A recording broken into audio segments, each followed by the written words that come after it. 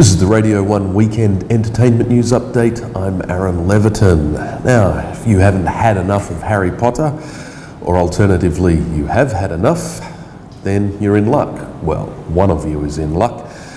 At a fan event a month out from the premiere of Fantastic Beasts and Where to Find Them, Potter creator J.K. Rowling said she has plans for a further 5 scripts in the franchise, never mind the fact that this is based on a 128-page textbook from Hogwarts School of Witchcraft and Wizardry. Rowling and film director David Yates both hinted that the character of Albus Dumbledore, the late headmaster of Hogwarts, will feature in the film starring Eddie Redmayne. However, they haven't said who, or even indeed if he is being played, or if it's just CGI. Of course, Dumbledore was originally played by Richard Harris in the first Harry Potter film, but after his death in 2002, that part was taken over by fellow Irishman Michael Gambon. Good news for fans of spy films, spy shows, and Shakespeare. David Oyelowo, if I can ever get that said correctly, one of the original cast members of the BBC's Spooks, also known as MI5 outside of the Commonwealth, will be playing the Moor of Venice, Othello, in an off-Broadway production in New York this year.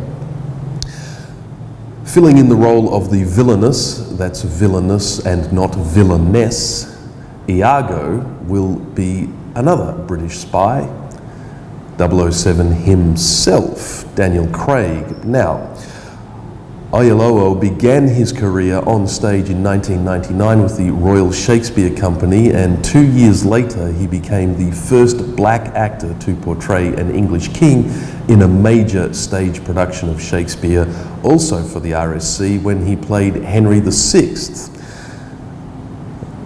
In 2014, he played a rather more famous American, Martin Luther King Jr., in the drama film Selma. And finally, in news I'm sure everybody is delighted to hear, bassist Craig Logan says he will not be joining the reunion of Bros.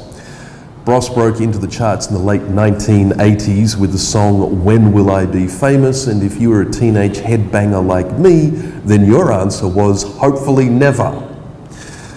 Bros went on to have several chart hits, but Logan quit in 1989 due to chronic fatigue syndrome, while twins singer Matt Goss and drummer Luke Goss carried on as Bros alone. Well, it was the two of them. Ultimately, Craig Logan moved into music management and has steered the careers of variously Pink, Robbie Williams, Tina Turner, Anastasia, and Dido.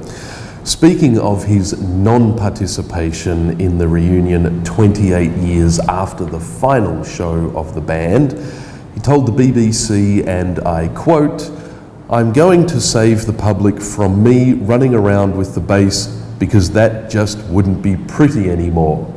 And at the risk of editorialising, I for one agree. This has been the Radio 1 Weekend Entertainment News Update. Thank you very much.